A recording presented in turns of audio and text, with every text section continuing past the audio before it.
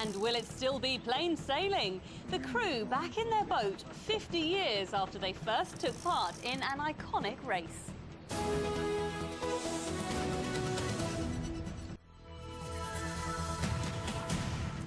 Taking to the water, it's the race that's become a legendary fixture in the region's sailing calendar. And I'm with the man who first took part half a century ago, didn't you? I did. So, will it be good weather for sailing or anything else that you're up to this weekend? Join me later for the full weekend forecast.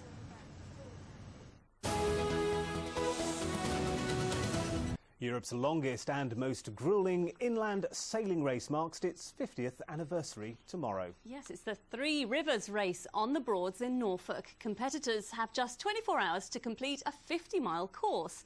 Natalie Gray is at Horning Sailing Club for us now. My goodness, doesn't start till tomorrow. It looks very busy there, Natalie.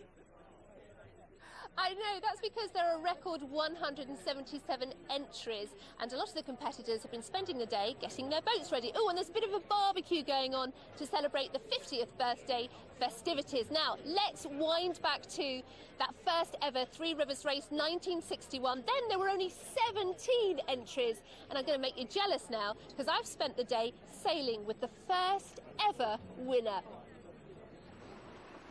Hugh Tusting took part in the first ever Three Rivers race in 1961 and won it in his boat, the Brimstone. 50 years on and he's 73, but he and another original crew member will be back in the water in the same boat to do it all over again. So Hugh, you're 73 years old, you took part in the first ever race and you're doing it again this year. Are you mad? Yes. Is it a tough race? Yes.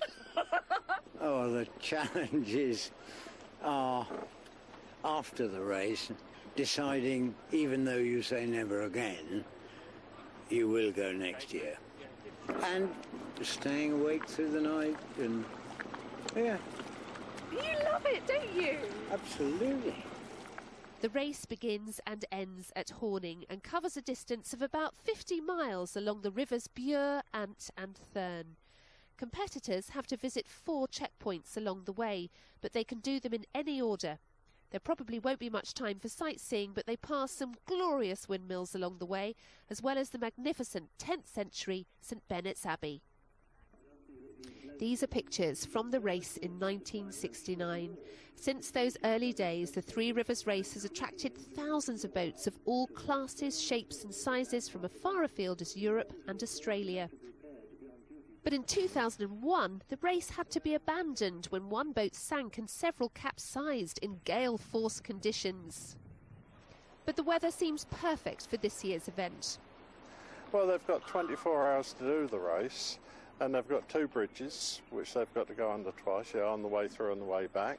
Yeah, it's just a great challenge. They've got to work out the tides, it's great.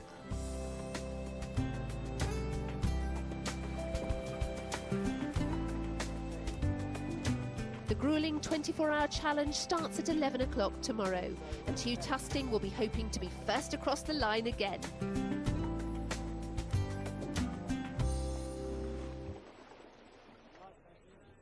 Well, good luck to Hugh and good luck to the man behind the camera tonight, Tony Aldous, who's also taking part in the Three Rivers race in his own little Wayfarer.